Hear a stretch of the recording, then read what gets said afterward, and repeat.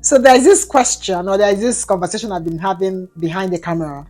Who should be the next of kin for your investment, your properties, or whatever? Should it be your husband? Should it be your wife? Should it be your children? Should it be your brother, sister, or or your friend, your bosom friend, right? In marriage, of course. Remember, this is a relationship channel, so we really like all things marriage.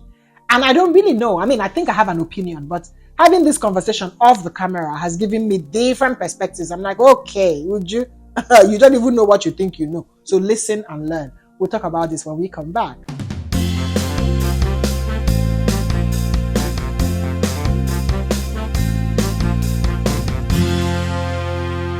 So today we are talking about who should be your next of kin.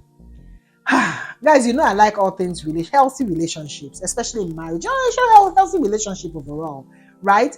And this is us having a discussion behind the cameras. And I'm like, okay, you really are not grounded in this topic. So actually call for help. And you know me now, I own up to something I don't know. So this is me again, inviting my YouTube sweetheart, Ginika. I'm dancing. It's like the 6th or the 7th time I've come back. And you will come again. And I'll come back again. Thank you for having me. Thank you so much for coming. Honestly, what you said behind the camera, please, I need you to tell our viewers, because honestly speaking, I didn't think about it, because there's something you said that is really very profound. You said people really don't understand the meaning of next of kin. Yes. Could you really explain that to us? So, I think it's an African thing or Nigerian thing, but next of kin is not about who gets your property or your house or your finances and all that. Next of kin is someone that can make quick decisions in terms of medical issues or emergency. Yeah. So sometimes because I had this argument in the office, and some people will be putting their 5-year-old, their 10-year-old, their child, their mother who is dead or not dead, like dying, or an old person in the village. Yeah. And then I'm asking, should you have an accident now and you need blood transfusion and they need to call your next of kin now, they find your paper and need your 5-year-old. Can your 5-year-old actually make that decision? No. So your next of kin is someone who they can quickly call in terms of emergency, and then they can make decisions. Now, when you talk about properties, which is what we think about when we talk about next of kin, that's when you have will. You write a will. If you have 10 houses, you have millions in your account, write a will. If you say, okay, this will not go to my wife or my brother or whatever, then write a will. If you don't, then clearly you're not being responsible, because you know what the culture would be. If you die, you know the struggle. Family would always want to take a piece of what you have left. So that is it. So really, next of kin is someone that would make that decision making. Okay, there's this friend of mine that told me a story that was really very touching. Is it touching or touchy? Whatever. Touchy, yeah. Touchy. So she said that the husband's next of kin is the elder brother. Okay. And the husband and the elder brother are not close. Okay. In short, the husband feels that the elder brother is not a nice person. Yet, the elder brother is the next of kin. And the brother says that the mother advised him to make his blood next of kin, because a woman is an outsider that came in. And your next of kin is not supposed to be an outsider. Yes, you can make your children next of kin, but because they are young, make your brother for the time being, till when your children grows, you can change it. What do you have to say to that? I would ask the man's parents, family, what does marriage mean? Because when you marry, when your vows is to become one, you're leaving, you cleave, what's that saying? Where you leave your family to now make. So if you did that, you made the vow, you went to church and said all that, and then you now still come and say that your wife is not a part of the family, it's only your children.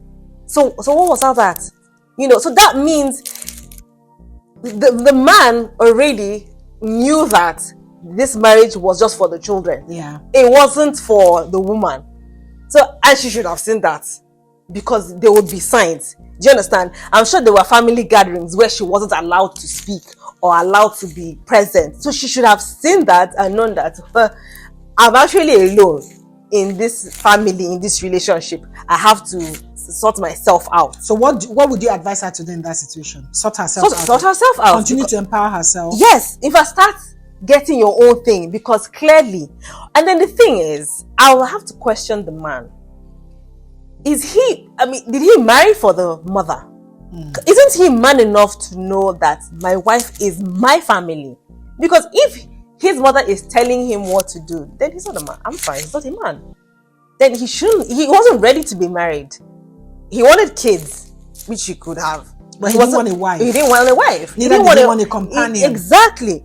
Because your mother should not tell you your partner is not your part of family, but the children. So where did the children come from? They come from the tree. They see that the children are half of him. Uh-huh. So there are some marriages, I know, like that. Yes. They don't consider the wife as part of the family, but they consider the children because after all, is my brothers or my sons. And you know this thing about getting family members, external family involved in your marriage. It is so wrong. It's so wrong because even when you have issues with your partner and you go and tell your family members and you settle, they would forever use it against. They may not verbally insult your partner or anything, but they would always remind you. Remember that thing your husband did. Are you sure he was? Something like you may have forgotten. You may have forgotten. Or they may not even value your partner as much as you hope them to for the success of your marriage. So getting family involved, parents need to understand that once your child is married, you need to let go. You've done your own. Let them do their own. And it's so saddening because the mother that is giving that advice, I'm sure, would not love that if in her situation her sister-in-law or her brother-in-law was yes, the next of kin. Yes. But this is her advising the son to do that. Yes. That shows you how selfish we can be as human beings, whether you're a parent or not. Yeah, selfishness has nothing to do with being a mother or not. Okay, so in essence, what you're trying to say, or what I understood from this conversation, is next of kin is not supposed to be just somebody you trust, but somebody that could be there in case of emergency. Yes, who can make mature enough to make a decision. Yes, because if you have emergency and they call your 5-year-old, your 5-year-old cannot say yes, I instruct you to do this. Yes. Exactly, because he doesn't know what to say. And besides, your 5-year-old doesn't have a phone. Yes. So which number would you even put there? Maybe you still put your number and name your son. Well, let me ask. Even this next of kin issue, when you die, does the bank or whatever say bring your file that wrote next of kin and we'll give the money to the person? Do they actually do that? I don't even know how it works. They don't. Yeah, I think there's a way they do that, because I think that's why they do that next of kin. Yeah, but so if it's in the bank, all right, or something, I guess. I think it's only the next of kin that can claim the money. Okay, yes, but if there were no next of kin, then maybe it would be your spouse who would bring marriage certificate to prove that you guys were married. I think, guys, please comment and correct us if you think we are wrong. I'm not sure. Put a comment down and tell us. But I think that if you have a next of kin, it's only the next of kin that they can give the money. But if you didn't put a next of kin, they probably will give it to your spouse if the person brings a proof that you guys are in marriage together. Yes. Yeah. And the truth of the matter is that you see a wealthy man pass on and you see his family struggling because he didn't write a will. And please, could you speak on that? How important it is for men to write wills? Because you see Igbo men especially feeling like, I'm not dying, I'm still very young. And when their wives say write a will, so that's your plan, to take my money with your boyfriend and elope. But she's only saying, let's protect these children. Yes. Nothing is going to happen to you. You might even outlive me. Should something happens, so that these children can continue with a good life, even when you're not there. Knowing that's when you will be happy, smiling down and seeing that I'm able to hold the fort even when you're not there, because you made the right decision. You empowered me before you passed on. Yes. So it's very important. And not just will, because even my husband and I, we've already written how we want to be buried. Oh, good. Oh yes, I've signed his own, so I know how he wants to be buried even now. He knows how I want to be cremated, so he already knows that. So we already have that, and we've given it to our place of worship. Oh, okay. So we've done that, and it's because we never know. But I don't know how I want to be buried. I want to be buried. I want my ashes to be spread out and let me fly, whatever it is, But I think it's very important, because nobody knows tomorrow. Nobody knows what's going to happen tomorrow. So you just need to be prepared, especially if you have the luxury or the things to help your family live by as you've gone. You don't want a situation where people are coming to, and it may not even be family members. It may be just random people that would come. it's always good to be prepared. And in another thing that some men or some women also do, mistakes that they make is they might make their, like you said, their 5-year-old next of kin, but the next of kin can access the wealth when they're 18 and above. Exactly. So what happens between 5 years to 18 years? So those children will suffer. They might not go to good school. They might not do anything because, yes, they have money.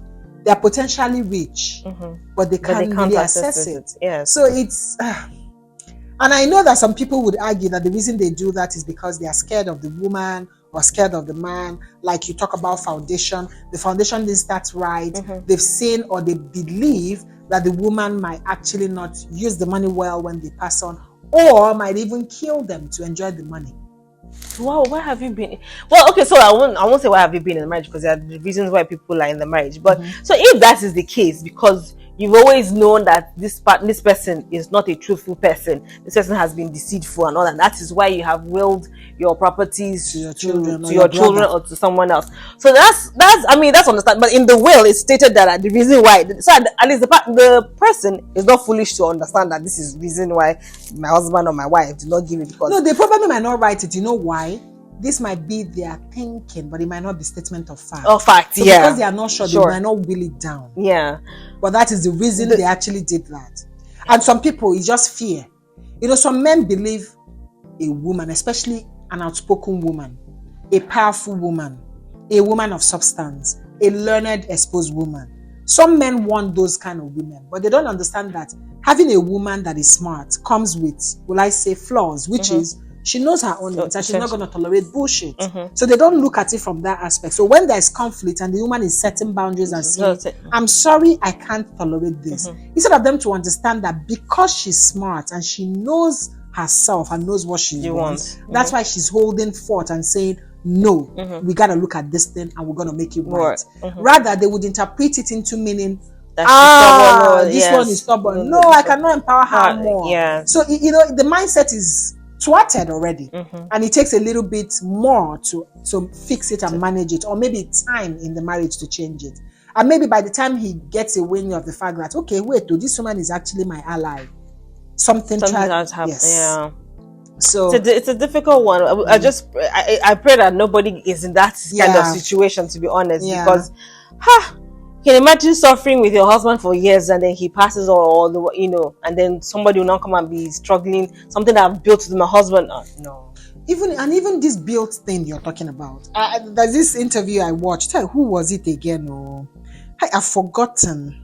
I've forgotten, but the person was saying something about I like being pampered. Okay. Maybe as I keep talking, I might remember. I can't remember now.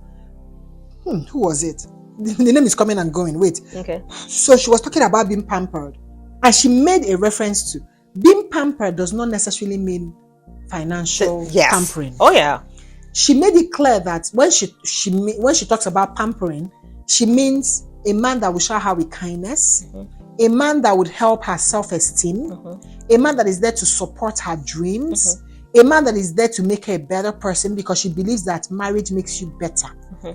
A man, of course, that could financially take care of her, but it's not just about financial, aspect. So what I'm trying to say is that even if you did not, because it says something profound here, a man you've suffered and built with, even if you didn't suffer and build with a man, that the man was already wealthy when you came in. Do you know the support, the emotional support? Yeah, definitely. When I said built, I didn't mean financially as well. Because see, we bring in, you know that thing when they always ask, what are you bringing to the table? You know that I think there was an argument about it's annoying. But don't ask what I'm bringing to the table. What I'm bringing to it may not be physically sin, but me holding your child when she's sick, or me waiting up for you to come home, me cooking your food, me birthing your child. That's what I bring to the table. Me listening to you when you argue about your boss, I'm bringing that to the table. So so that is what I mean about building. So you sweat and all that, and then somebody. I just pray it doesn't happen because it's really a tough one. Yeah, it is really, a tough which is why back to the foundation, knowing your partner and understanding this is what we want to do for ourselves. This is what the kind of family we want. This is kind of So if you have that, I don't think you would along the way now be thinking is property for me, will he leave for me, And and all again, for that. me, I believe so much. I'm very communal as a person. So I believe that if for any reason you, the man or the woman, is having fears or doubts about, Talk about it. talk about it, because the truth is that maybe when you talk about it and she expresses herself and you see her body language, Talk about you it. might begin to understand that your thought process was even wrong. Oh, Or people she don't- might understand that, okay, there's something Yeah. she's doing bad that she needs to change. we For don't people we don't go like through to things- talk. yeah, We don't like to talk, and not just about in marriage. That's why we see somebody smiling. Next thing we hear he's committed suicide. We're like, what's the name? Switch. We don't talk, and we're afraid that people will judge us if we talk, or people will not understand. But just talk. It's important. Somebody like me will never commit suicide. Neither will I have high BP because I talk.